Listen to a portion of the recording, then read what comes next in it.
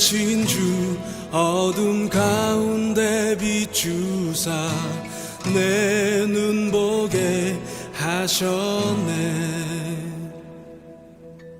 예배하는 선한 마음 주시고 참 소망이 되셨네. 나 주를 경배하리 엎드려 절하며 고백해 주 나의 하나님. 사랑스런 주님 존귀한 예수님 아름답고 놀라우신 주. 만유의 주 만유의 주 높임을 받으소서. 영광 중에 계신 주 겸손하게 낮고 천한 이 땅에 사랑으로 오신 주. 나 주를 경배하리 엎드려 절하며 고백해 주 나의 하나님. 오 사랑스런 주님 존귀한 예수님 아름답고 놀라우신 주. 나 주를 경배하리 엎드려 절하며 고백해 주 나의 하나님. 오 사랑스런 주님 존귀한 예수님 아름답고 놀라우신 주. 알 수 없네 주의 은혜 내 죄 위한 주 십자가. 알 수 없네 주의 은혜 내 죄 위한 주 십자가. 알 수 없네 주의 은혜 내 죄 위한 주 십자가. 알 수 없네 주의 은혜 내 죄 위한 주 십자가.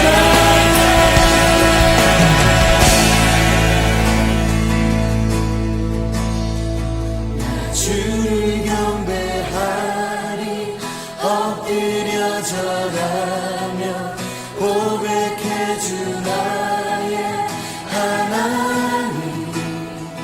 오 사랑스런 주님 존귀한 예수님 아름답고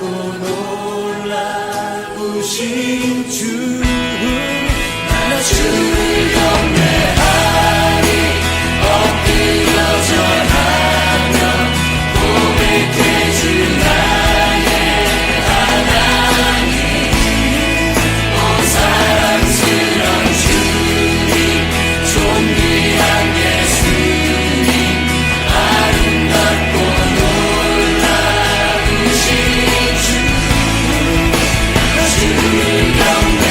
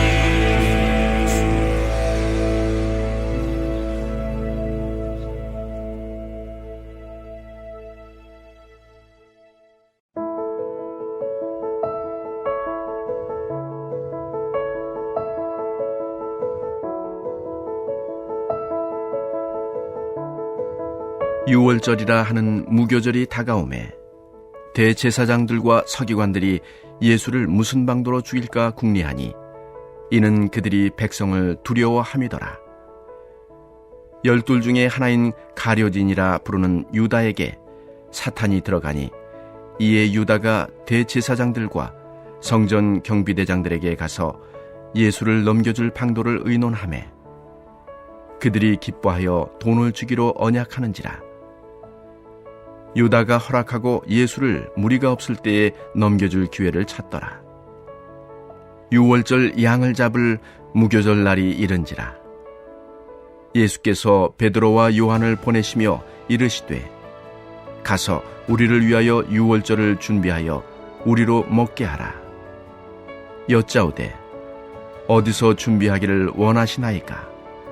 이르시되 보라, 너희가 성내로 들어가면 물 한 동이를 가지고 가는 사람을 만나리니 그가 들어가는 집으로 따라 들어가서 그 집 주인에게 이르되 선생님이 내게 하는 말씀이 내가 내 제자들과 함께 유월절을 먹을 객실이 어디 있느냐 하시더라 하라. 그리하면 그가 자리를 마련한 큰 다락방을 보이리니 거기서 준비하라 하시니 그들이 나가 그 하신 말씀대로 만나 유월절을 준비하니라. 아멘. 할렐루야. 새벽을 깨워 하나님을 예배하는 성도님들에게 하나님의 크신 은혜가 가득하길 소망합니다. 예수님의 고난을 묵상하는 사순절을 보내며 오늘 누가복음 22장을 시작으로 23장까지 예수님의 순환기사가 등장합니다.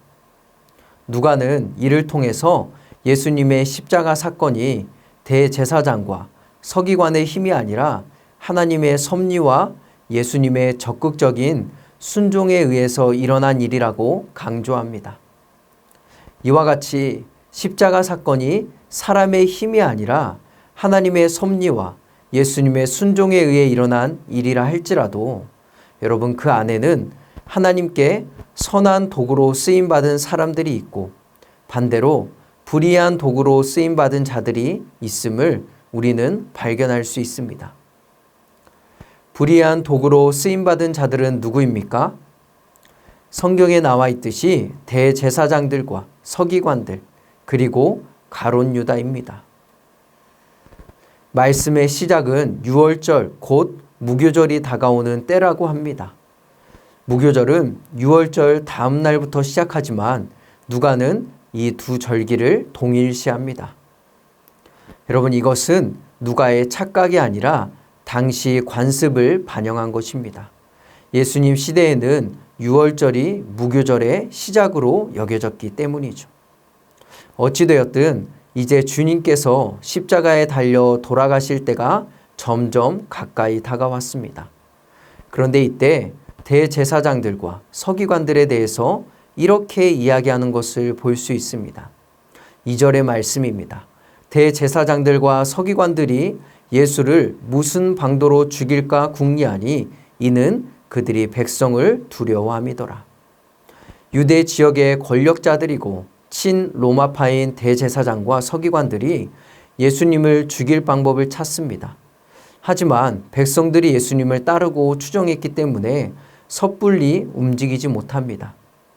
백성들이 지지하고 있기에 예수님을 체포하는 일이 실패할 수 있다고 생각한 것이죠.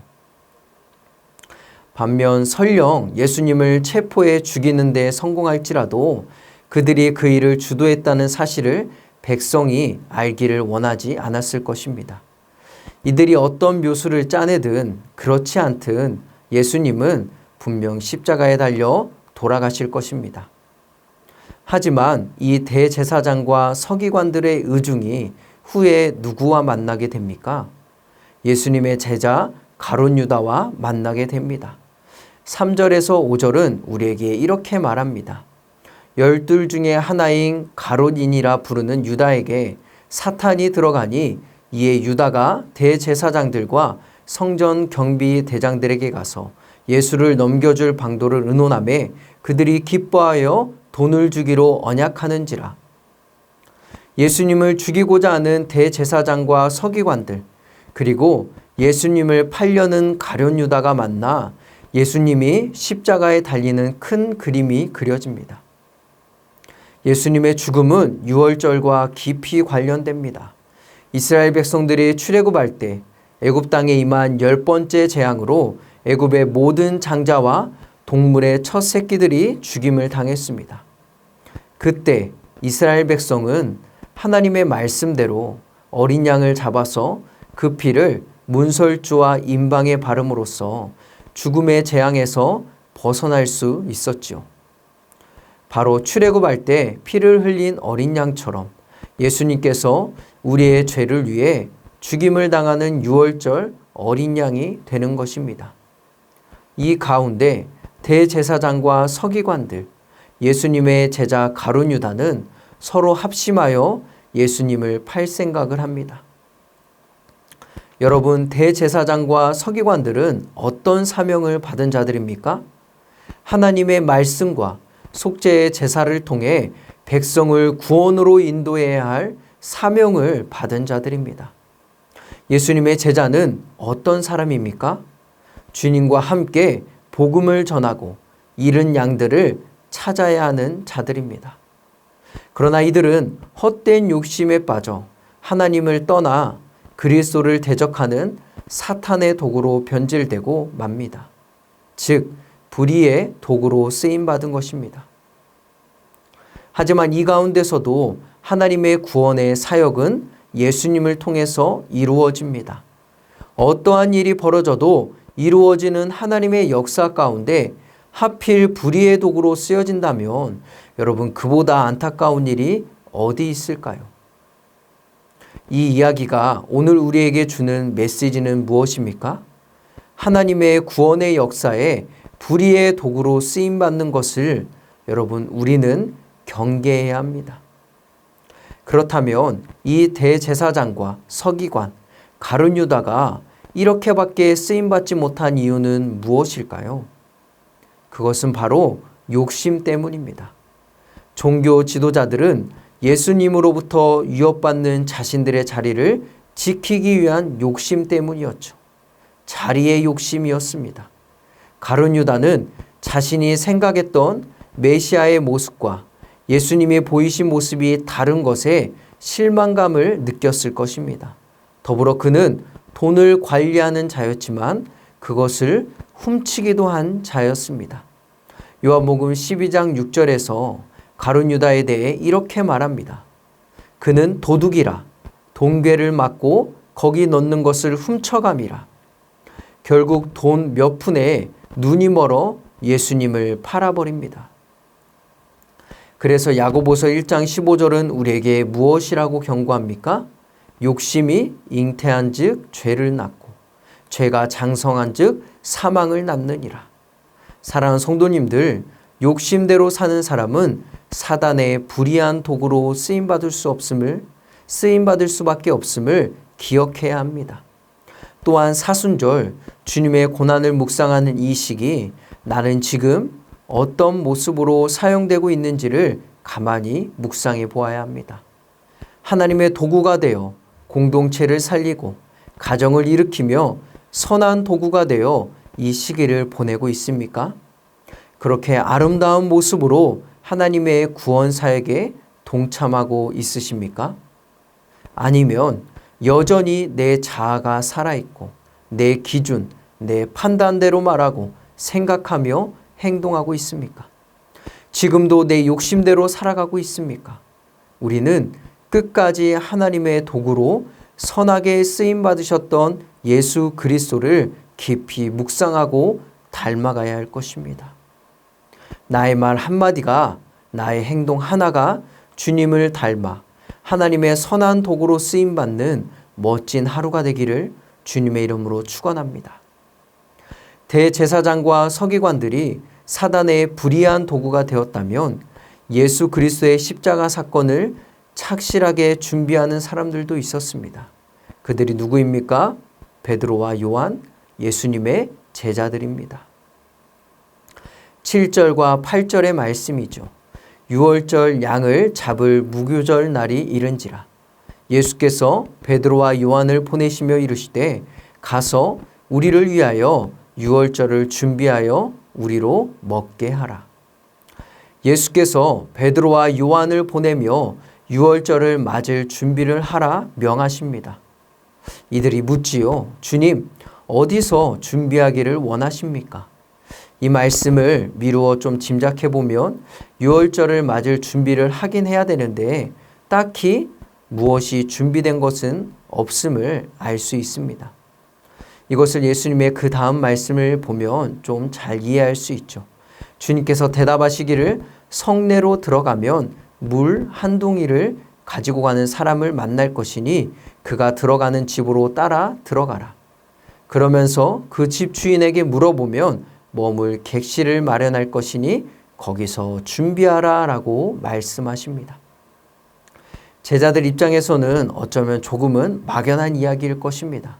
하지만 이들은 어떻게 합니까? 그들이 나가 그 하신 말씀대로 만나 유월절을 준비하였다라고 성경은 이야기합니다. 주님이 하신 말씀 그대로 순종한 것이죠.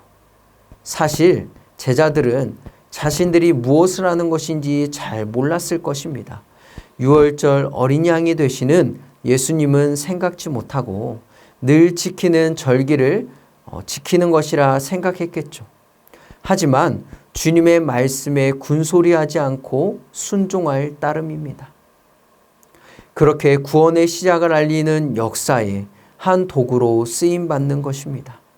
한 무리는 욕심으로 사단의 도구가 되고 한 무리는 순종함으로 주님의 구원 사역에 동참하는 선한 도구가 됩니다. 두 대조되는 이야기가 주님의 고난을 묵상하는 사순절을 어떻게 보내야 할지를 생각하게 합니다. 사랑하는 성도님들, 하나님의 구원의 사역은 멈추지 않습니다. 지금도 온 세계 구석구석에서 펼쳐지고 있습니다. 어떤 방에도 넘어서고 있습니다. 이때 나는 어떤 모습으로 쓰임받으실 것입니까? 오늘 하루를 하나님 앞에 어떻게 살아갈 것입니까? 내 욕심을 내려놓고 주님의 말씀에 순종함으로 하나님의 구원의 역사에 동참하는 하루가 되기를 간절히 소망합니다. 이왕 쓰임받을 것, 무너뜨리고 죽이고 분열시키는 사단의 도구가 아니라 욕심대로 살아가는 사단의 도구가 아니라 생명을 전하고 살리고 일으키는 하나님의 선한 도구가 되어 오늘 하루도 하나님의 영광을 드러내는 저와 여러분들이 되기를 기도합니다. 그렇게 욕심을 버리고 순종함으로 이 사순절의 길을 걷는다면 우리도 주님의 고난에 동참하고 사랑과 용서의 은혜를 깊이 체험하게 될 줄 믿습니다. 그렇게 오늘 하루도 복된 인생, 주님을 닮아가는 귀한 하루가 되시기를 주님의 이름으로 축원합니다. 우리 함께 이 시간에 기도하기 원합니다. 첫 번째, 나의 욕심을 버리고 말씀에 순종함으로 선한 도구가 되게 하소서. 두 번째, 성전 건축의 과정 가운데 함께하여 주사 다음 세대를 살리는 교회 되게 하소서. 우리 주님의 이름 한번 부르고 간절히 기도하겠습니다.